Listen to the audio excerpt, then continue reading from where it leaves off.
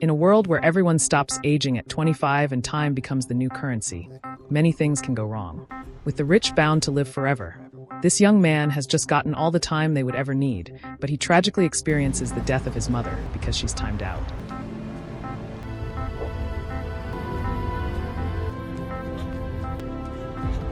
Mom?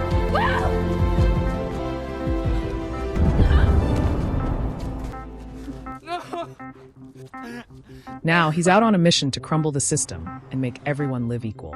Welcome back to Favorite Recap. Consider subscribing to the channel and drop a comment for us. We'll love to hear from you. I'm happy to announce that Weis Time Lenders is now offering interest-free loans, no payments. Ever. So help yourselves and take a day. Take a month. At the start of the movie, we are told that by the year 2169, humanity had undergone a drastic transformation. People stop aging at 25 thanks to genetic engineering. But there's a catch. Once they hit this eternal youth milestone, a timer appears on their arm, counting down just 1 year. To survive, they must work for time, which now functions as currency. This makes the rich practically immortal, while the poor struggle daily to earn enough time to stay alive. The society is now divided into time zones to reinforce the gap between social classes, with the wealthiest residing in New Greenwich. Meanwhile, in the ghetto, Will Salas lives with his mother, Rachel, in a cramped apartment. He tells his mother that he would earn more if he joins the world of time fighting, but Rachel forbids it, knowing it is too dangerous. Despite their hardships, Will Salas still has a generous heart. Whenever he meets young Maya on the streets, he shares some of his precious time with her, helping her survive another day. He works at a local factory alongside his best friend, Burrell. It's a tasking job where wages barely cover the rising expenses. The factory often cheats workers out of their earnings, claiming they didn't meet their quota. Dead bodies of those who timed out are a common sight on the streets, a constant reminder of the system's cruelty. One evening, Will Salas visits a bar to collect an hour's worth of debt he's being owed. There, he runs into Burrell, who is enjoying drinks on the bill of a stranger. Henry, a man flaunting a timer that shows he has a century left. Intrigued and suspicious, Will Salas wonders why someone so rich is in the ghetto. He tries to warn Henry about the Minutemen, a gang notorious for stealing others' time. But Henry brushes off the warning, and as feared, the gang, led by Fortis, arrives and challenges Henry to a time fight.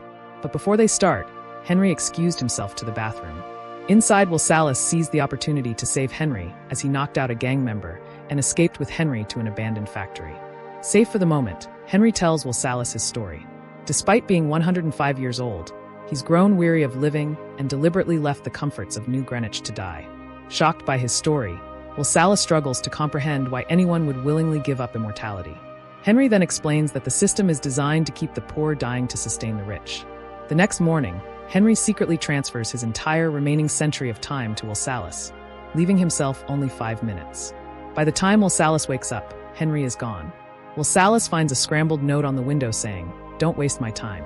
Looking out the window, he sees Henry sitting on a bridge moments just before timing out. Will Salas rushes to help him, but Henry has already timed out. Unknown to Will Salas, a security camera nearby had captured his face.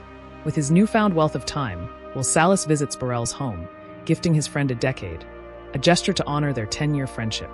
However, unknown to Will Salas, his mother Rachel only has an hour and a half left and cannot afford the sudden fare increase for the bus ride home. Knowing she'll time out if she walks, Rachel begins running, desperate to make it.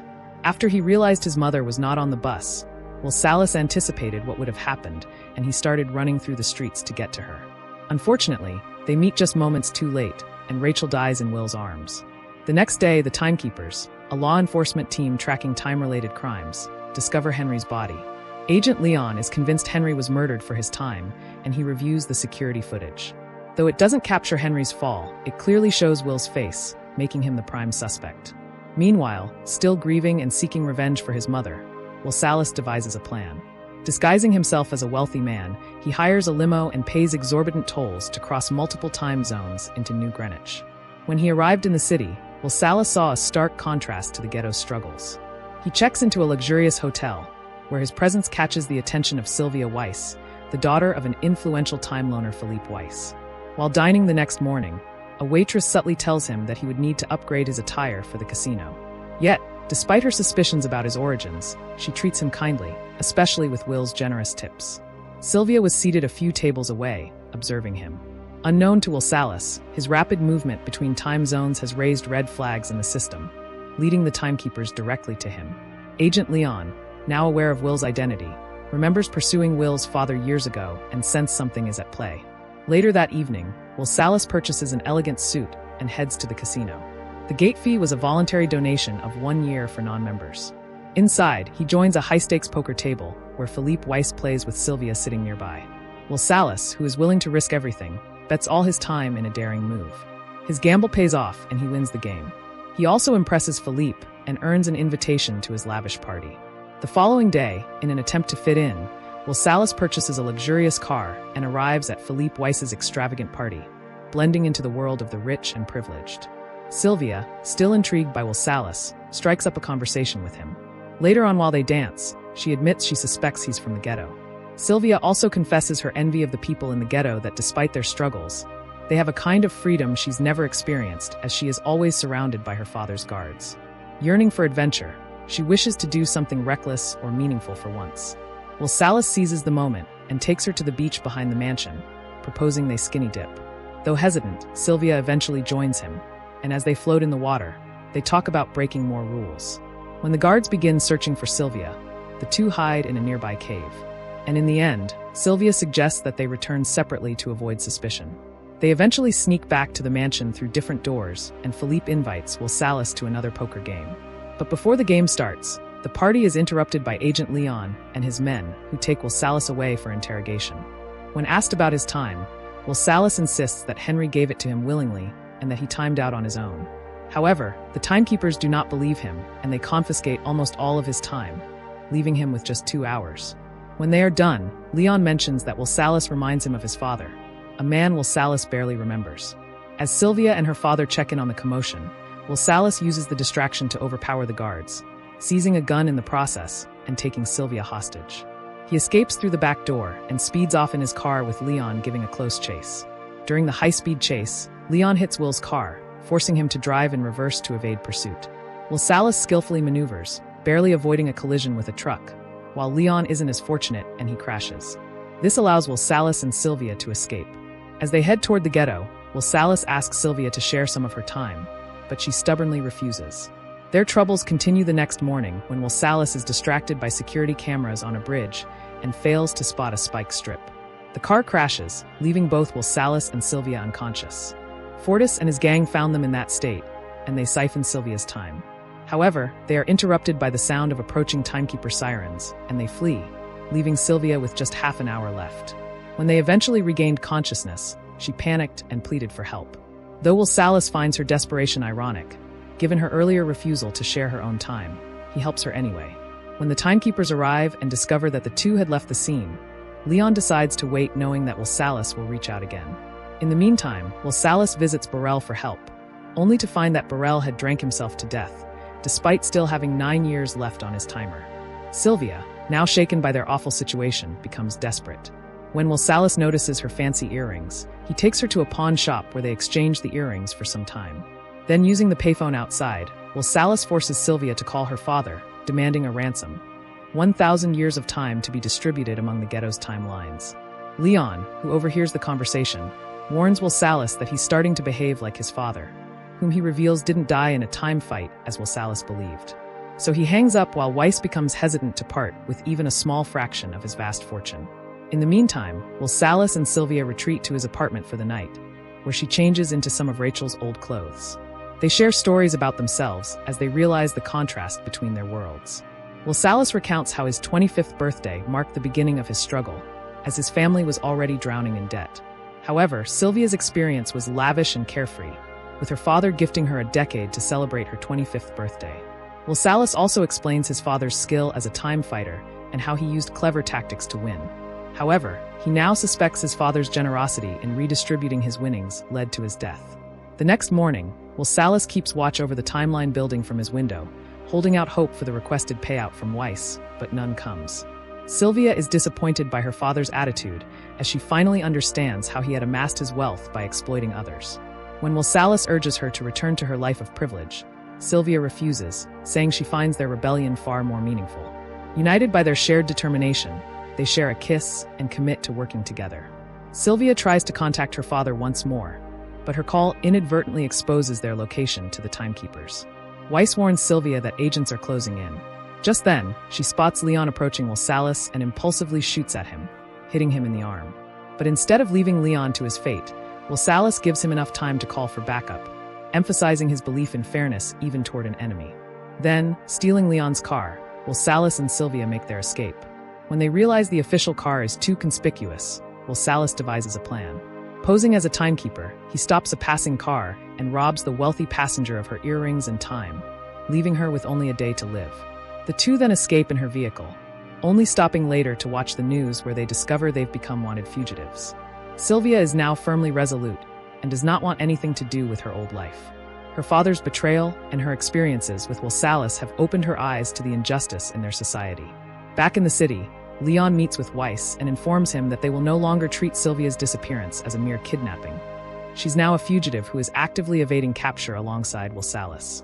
When Weiss attempts to bribe Leon into overlooking the situation, he refuses.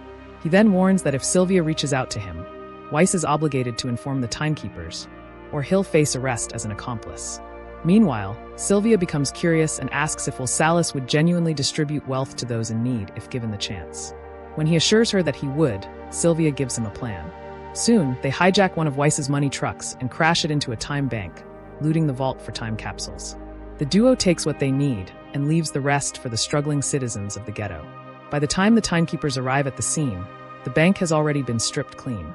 That evening, Will Salas quietly delivers time capsules to those who need them most. Greta, Burrell's wife, finds a capsule in her laundry, a small apology from Will. He also visits Maya and gives her some time. The rest of their stolen time is delivered to the ghetto's timeline office to be distributed among those in need. At the timekeepers' headquarters, Leon discovers anomalies in the flow of time. He suspects that while Will Salas aims to help the oppressed, his actions might ultimately cause unintended harm. The next day, Fortis attempts to mug a man in the ghetto, but this time the tables turn. Armed with a gun bought using newfound wealth, the man defends himself. However, Fortis fakes his retreat, but ends up shooting the man as he walks away. When he eventually checks his victim's timer, Fortis is stunned to see how much he has wasted. Meanwhile, Will Salas and Sylvia continue their spree of time bank robberies, and this puts them in headline news. In his mansion, Weiss starts to wonder if Sylvia's actions are meant to destroy him. However, his wife bluntly reminds him that his oppressive behavior had pushed Sylvia to rebel in the first place. A week later, Leon and his team finally trace Will Salas and Sylvia to their apartment, but fortunately, the two overhears the commotion and quickly escape. When they leap out of a back window, Leon follows them, and the chase leads onto rooftops, where a gunfight erupts.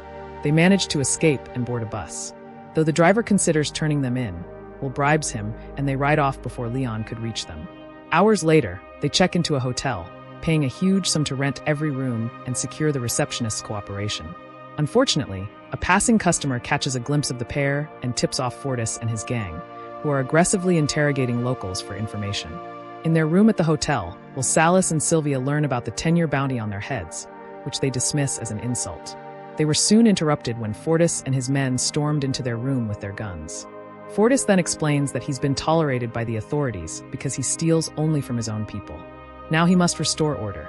He claims that he hates senseless killing, so he challenges Will Salas to a time fight. Eventually drawing on skills his father had taught him, Will Salas uses psychological strategy to turn the tide and drain Fortis's timer. As Fortis times out, Will Salas capitalizes on the chaos as he draws his gun and kills the guards. Then, Fortis timed out. By the time the timekeepers reach the hotel, Will Salas and Sylvia have escaped once more. In the meantime, Will Salas notices that prices and interest rates have skyrocketed in reaction to the influx of new time. Realizing that small-scale thefts can't dismantle the system, they decide to make a lasting impact. But for this, they need 1,000,000 years. So, Sylvia suggests they target Weiss's personal reserves. The following day, Sylvia approaches her father at his heavily guarded office and surrenders. However, when Weiss lets his guard down, the moment provides the perfect distraction for Will Salas to sneak in and capture Weiss as a hostage. Then, forcing him into his office at gunpoint, they compel him to open the vault, where he stores the 1,000,000-year capsule. Weiss tells them that it is a bad idea, warning that flooding the economy with so much time will destabilize it and prolong the suffering of many. But Will Salas informs him that destabilizing the system is exactly his goal, to cripple the inequality at its core. After securing the capsule, they lock Weiss in his office and escape. When news of the heist reaches the timekeepers, they immediately block key routes, including the bridge leading back to the ghetto. Leon, searching for the two, spots them on the road and gives chase. He was very much engrossed in the chase that he forgets about his own diminishing timer. The timekeepers open fire on Will Salas and Sylvia as they speed toward the ghetto, but they continue their drive. He drives straight through the time zone barrier, making it cross the barrier. However, Leon catches up and rams his car into theirs. Acting quickly, Will Salas abandons the damaged car and gives the million-year capsule to Maya as he and Sylvia pretend to surrender to Leon. Just as the agent assumes victory, the timeline announces free time for all. Immediately, a jubilant crowd floods the streets, obstructing Leon and giving Will Salas and Sylvia another chance to escape. Leon manages to fight through the throng and returns to his car to continue the pursuit. When the chase leads through another barrier, Leon is forced to follow on foot, and he eventually corners them in an open space. During their tense standoff, Will Salas guesses Leon grew up in the ghetto, and Leon confirms this, explaining he had worked his way out. He believes that's how the system should work. As Leon tries to arrest them, Will Salas points out the futility. He and Sylvia only have minutes left to live. When Leon checks his own timer, he realizes he too is out of time, having neglected to collect his pay. Suddenly, his clock expires and Leon dies right there. With mere seconds remaining for them, they share a farewell kiss. However, Will Salas spots the timekeeper's vehicle, and he sprints to quickly request for time. When he gets it, he runs back towards Sylvia to save her as they finally meet halfway, sharing enough time to save them both.